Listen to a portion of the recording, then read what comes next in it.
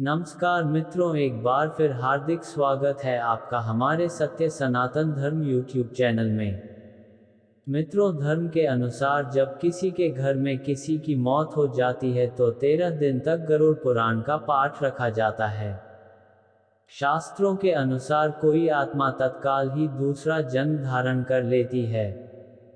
किसी को 3 दिन लगते हैं, किसी को 10 से 13 दिन लगते हैं और किसी को 1.25 माह लगते हैं, लेकिन जिसकी स्मृति पक्की मोह गहरा या अकाल मृत्यु मरा है तो उसे दूसरा जन्म लेने के लिए कम से कम 1 वर्ष लगता है। तीसरे वर्ष उसका अंतिम तर्पण किया जाता है। फिर भी कई ऐसी आत्माएं होती हैं जिन्हें मार्ग नजर नहीं आता है और वे भटकती रहती हैं। गरुड़ पुराण में बताया गया है कि आत्मा लगभग 13 दिनों तक उसी घर में निवास करती है।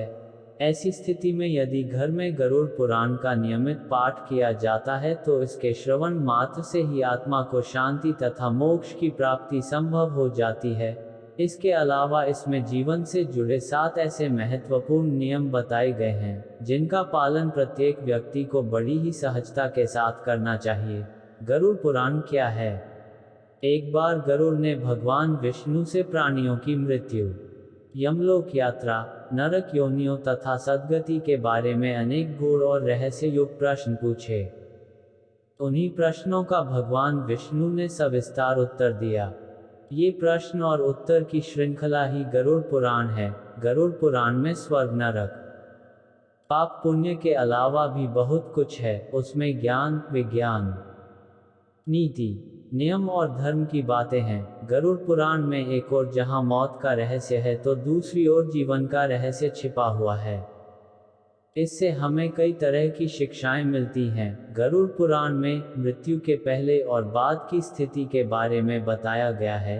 ये पुराण भगवान विष्णु की भक्ति और उनके ज्ञान पर आधारित है। प्रत्येक व्यक्ति को ये पुराण पढ़ना चाहिए। गरुड़ पुराण हिंदू धर्म के प्रसिद्ध धार्मिक ग्रंथों में से एक है। 18 पुराणों में से इसे एक माना जाता है। गरुड़ पुराण में हमारे जीवन को लेकर कई गूढ़ बातें बताई गई हैं जिनके बारे में व्यक्ति को जरूर जानना चाहिए।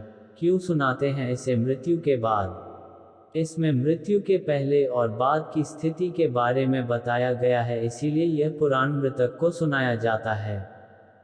13 दिनों तक मृतक अपनों के बीच ही रहता है। इस दौरान गरुड़ पुराण का पाठ रखने से वह स्वर्ग, नरक, गति, सद्गति, अधोगति, दुर्गति आदि कई तरह की गतियों के बारे में जान लेता है।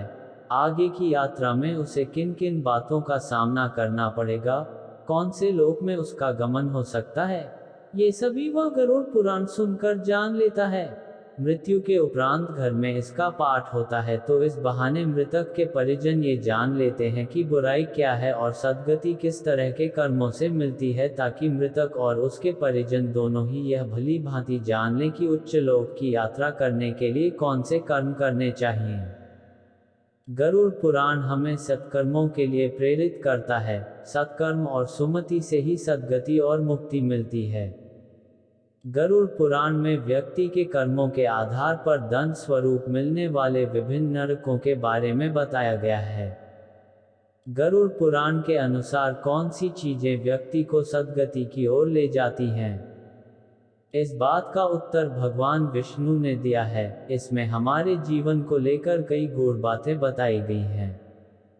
गरुड़ पुराण के 19,000 श्लोकों में से बचे 7,000 श्लोकों में गरुड़ पुराण में ज्ञान, धर्म, नीति, रहस्य, व्यवहारिक जीवन, आत्मा, स्वर्ग, नरक और अन्य लोकों का वर्णन मिलता है।